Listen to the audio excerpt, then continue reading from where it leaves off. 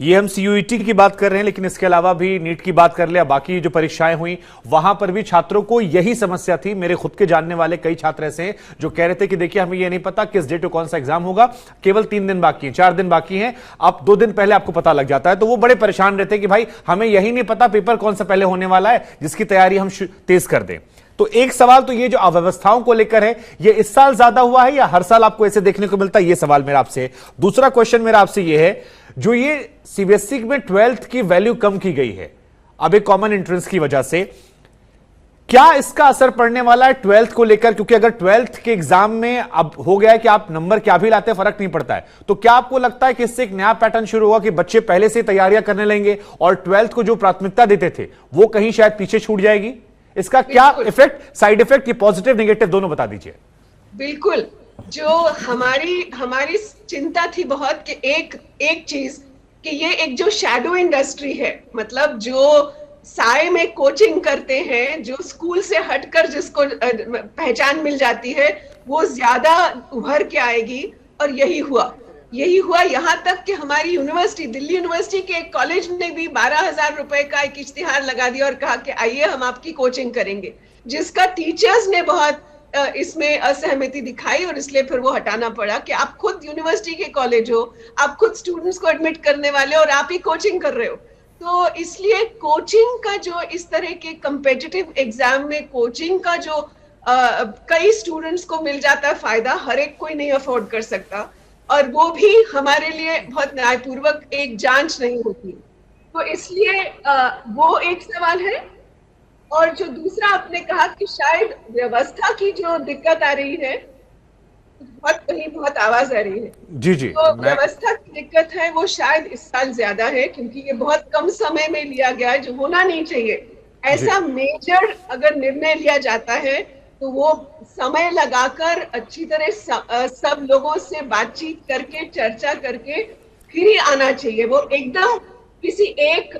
Batch के ऊपर इस तरह से सही बात, नहीं पढ़ना चाहिए। बिल्कुल सही बात है। राम किंकर हमारे सहयोगी भी हमारे साथ बने हुए हैं। किंकर, जरा ये समझाइए हमारे दर्शकों को, हमने देखा कि आपने बच्चों से बात की और बच्चे बार बार एंजाइटी का जिक्र कर रहे थे, और इस उम्र में बच्चों को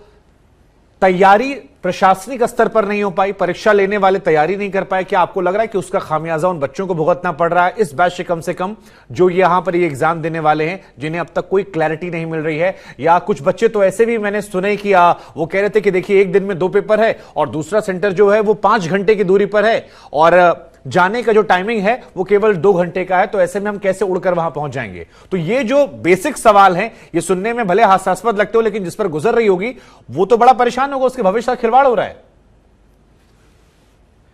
शुभांकर, बिल्कुल आपने ठीक कहा, और जैसा मैं उन बच्चों से मिला हूं, और यकीन मानिए कि जो वो महसूस कर सकते हैं, हम और आप सिर्फ कैमरे पर बैठकर उसकी बातचीत कर रहे हैं और उसकी बातचीत के ज़रिए हम ये महसूस नहीं कर सकते। लेकिन उनसे बातचीत करके मुझे पता लगा कि इस वक्त वो बेहद तनाव में है, उनके अंदर काफ़ी घबराहट और टेंशन है इस बात की कि इंटीमेशन स्लिप 2 दिन पहले आती है और ये बताया जाता है कि अब 10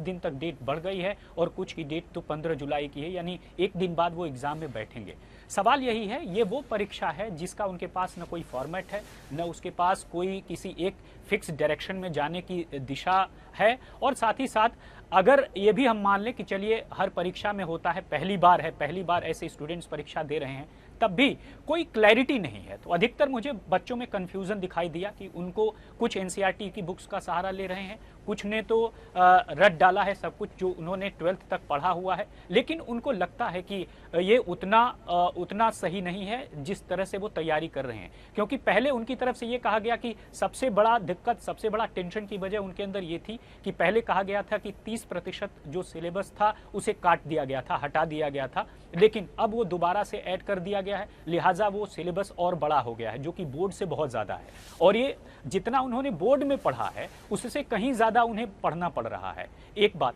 दूसरी बात ये, वो सिर्फ पढ़े जा रहे हैं, उन्हें ये नहीं पता है कि किस दिशा में पढ़ना है या किस तरह की चीज़ें आती हैं। तो सवाल यही है, जिनका एग्ज़ाम पहले होगा उनके साथ काफ़ी नुकसान होने की आशंका है। लेकिन जिनका एग्जाम लेट होगा वो अपने दोस्तों से बात करके फॉर्मेट या दूसरे तरीकों के बारे में पता कर सकते हैं, तो हो सकता है वो कुछ सुधार लें। लेकिन सवाल यही है कि अचानक से इतना बड़ा बर्डन और इतनी सारी चीजें जब उनके सामने आ रही हैं तो उनके पास मदद करने के के लिए टीचरों से मिलने के अलावा कोई दूसरा रास्ता नहीं है। नहीं और तो क्या यकीन टीचरों के मानिए, पास एक क्लैरिटी ये है? वो जो सवाल आपने उठाए यहां पर रामकिंकर, क्या टीचरों के पास एक क्लैरिटी है? और एक सवाल मैं आपसे और ही पूछ चाहूंगा, क्योंकि आप जवाब दे सकते हैं इसका, बेहतर है। इस पूरी स्थिति के लिए आप किसे जिम्मेदार मानते हैं? क्योंकि अगर 10 लाख बच्चे हैं तो फर्स्ट लॉट में लाजमी है कि लाखों में बच्चे एंट्रेंस में होंगे, परीक्षा दे रहे होंगे। अगर आधा आधा नहीं भी होगा तब भी तो लाखों में संख्या इनकी होगी ही होगी, लाजमी सी बात है। तो ऐसे में इन बच्चों के भविष्य जब खिलवाड़ किया जा रहा है तो इसके लिए आप किसे जिम्मेदार मानते हैं? और क्या इसको लेकर किसी प्रकार की बातचीत, क्योंकि तमाम छात्रों को मैंने देखा वो सोशल मीडिया प्लेटफॉर्म पर विरोध जता रहे हैं, ट्विटर पर लगातार पोस्ट कर रहे हैं, उनके हैशटैग्स भी ट्रेंड हो रहे हैं। देखिए, उनका बच्चों से मेरी बात हुई और उनकी बातचीत के आधार पर ही शुभंकर मैं कहूँगा, वो ये कह रहे हैं कि ये बहुत जल्दी में लिया गया फैसला है, ये फैसला बड़ा सोच समझ कर लेना चाहिए था, और अगर ले लिया फैसला तो कम से कम हमें तैयारी का अच्छा वक्त देते। बोर्ड की परीक्षा पास करने के बाद उन्हें लगा था कि जो अगली परीक्षा होगी वो कुछ ही महीनों में हो जाएगी, लेकिन उन्होंने देखा कि यहाँ पर एक के बाद एक बदलाव हो रहे हैं, और बदलाव ऐसे कि 2 दिन पहले उन्हीं चीज़ों की जानकारी हो रही है, और साथ ही साथ पता चल रहा है एक ही दिन में मल्टीपल एग्जाम्स हैं, वो भी कई सारे लोकेशंस पर। तो ये वो दुश्वारियां हैं जो कि सिर्फ और सिर्फ एनटीए यानी नेशनल टेस्टिंग एजेंसी ही खत्म कर सकती है। तो जाहिर तौर पर कोई ऐसी काउंसलिंग और दूसरी सुविधाएं होनी चाहिए। शुभांकर, अगर हम पीछे जाएं तो ये वो लॉट है जो 12वीं का एग्जाम तब दिया जब 12वीं की क्लासेस नहीं हुई थी, कोरोना काल था, और साथ ही साथ 11वीं में जितनी पढ़ाई हुई वो सब कुछ ऑनलाइन हुई थी। और हमने देखा है, तमाम रिसर्च से पता चला है कि बच्चे किस तरह से मेंटल हेल्थ और दूसरी दुश्वारियों से जूझ रहे हैं।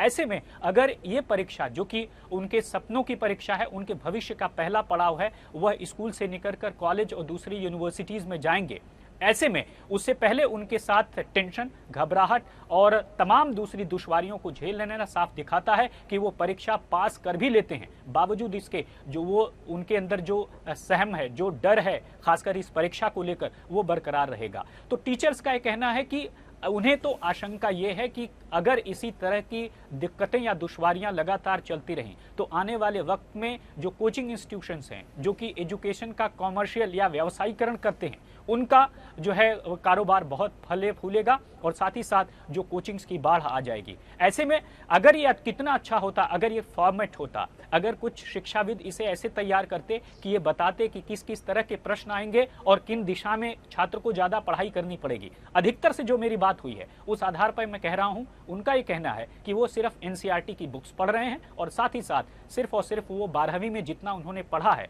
उसको वो रिवाइज कर रहे हैं।